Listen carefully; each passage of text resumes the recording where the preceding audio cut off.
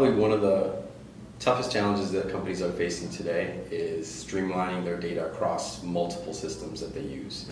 I think at last count, or something that I read recently, was organizations are using up to 13 different applications to track information, and your website is obviously one of them. So streamlining your data is very critical to improving your processes, making your customer experience a lot more useful, so that you're not asking clients for information in one channel and then asking them the same information in another channel. So there's a lot of benefits to actually making sure that your data is integrated within all these systems.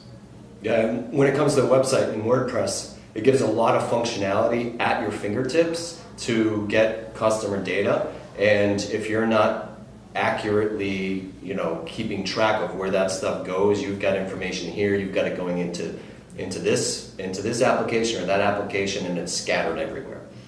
Right, and that can lead to inconsistencies, data that you might capture on your website that then is entered manually in another system could be inconsistent, and that just leads to more inefficiencies and problems.